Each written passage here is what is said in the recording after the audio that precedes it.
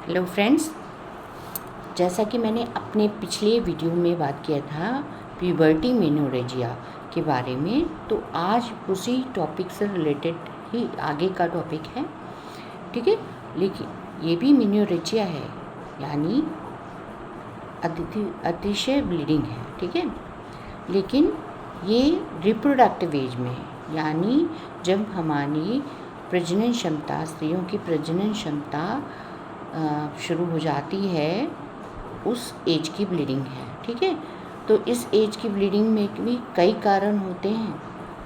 अगर प्रेगनेंसी और मैलिग्नेंसी यानी कैंसरस स्टेज को छोड़ दिया जाए तो सामान्य तौर पे एक तो नॉर्मल कारण होते हैं, जैसे कि अगर आपके यूट्रस में कोई पॉलिप है, यानी एंडोमेट्रियल पॉलिप है, या फिर आपके एडिनोमाइसिस है, या कोई भी ऐसी कंडीशन है जो यूट्रस को एक्सेसिव ब्लीड करने के लिए प्रेरित कर रही है।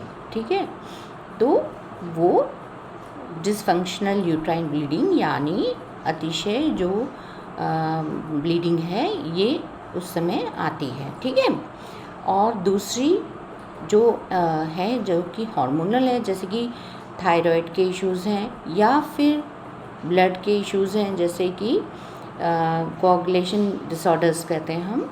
ठीक है, तो वो भी हो सकते हैं।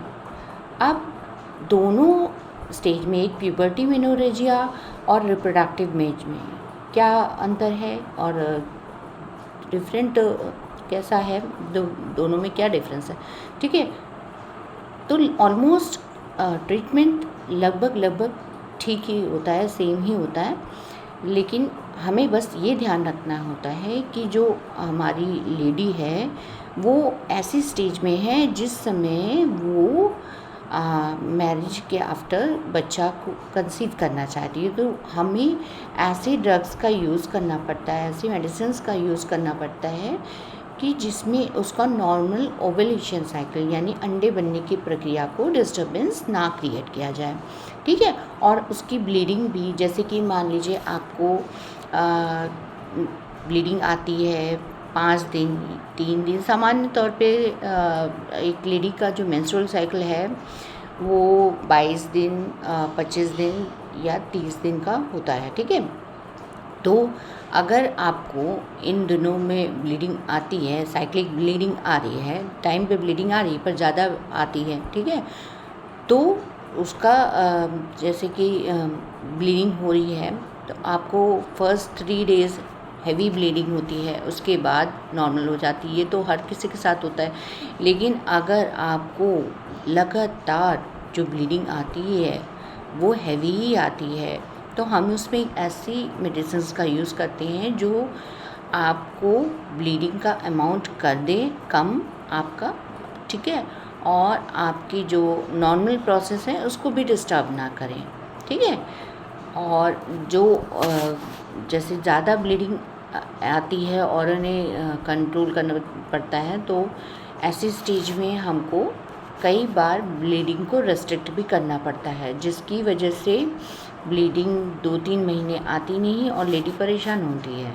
ठीक है, तो बहुत चीज़ें ऐसी हैं जिनको हमें ध्यान रख के ट्रीटमेंट करना पड़ता है।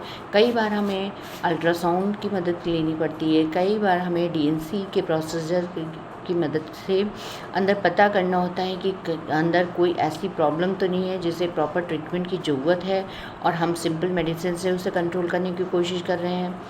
ठीक है, तो एक डॉक्टर को ये सब चीज़ें ध्यान करनी पड़ती हैं, इसलिए प्रॉपर जो पैथोलॉजिकल टेस्ट हैं या फिर आपको एमआरआईज़ या स्कैन्स वगैरह जो करवाने पड़ते हैं वो बहुत ज़रूरी होते हैं। लोग सोचते हैं कि अरे क्या करना है डॉक्टर साहब, थोड़ा दवा दे दो ठीक हो जाएगा, पर ऐसा पॉसिबल नहीं है, क्योंकि हो सकता है दवा से आपका परमानेंट ट्रीटमेंट ना हो।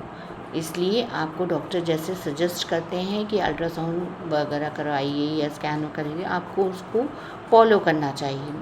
जो भी डॉक्टर ये आपसे बात कह रहे हैं, हो सकता है कि आपके अल्ट्रासाउंड बिल्कुल नॉर्मल निकले और अगर नॉर्मल निकल रहा है तो बहुत अच्छी बात है, ये कोई ख़राब बात नहीं है। नॉर्मल अल्ट्रासाउंड होने का मतलब है कि आपको हार्मोनल जो चीज़ें मेंसेस के लिए यानी पीरियड्स के लिए उत्तरदायी होती हैं उन्हीं में संतुलन करना है, उन्हीं का संतुलन बिगड़ा हुआ है जिसे मैनेज किया जा सकता है।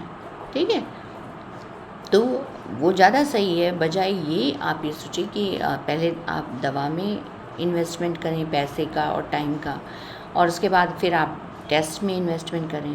ठीक है, तो दोनों ही, इसलिए डॉक्टर जब सजेस्ट करते हैं कि दोनों साथ में करवाइए तो कोशिश करिए कि कम से कम एक अल्ट्रासाउंड स्कैन आप ज़रूर करवाइए, देखने के लिए कि कहीं अंदरूनी कोई प्रॉब्लम तो नहीं है, क्योंकि अगर अंदरूनी प्रॉब्लम होगी तो पहले उसका ट्रीटमेंट करना ज़रूरी होगा, और आपको फ़ायदा तभी होगा जब रूट कॉज पे काम किया जाएगा।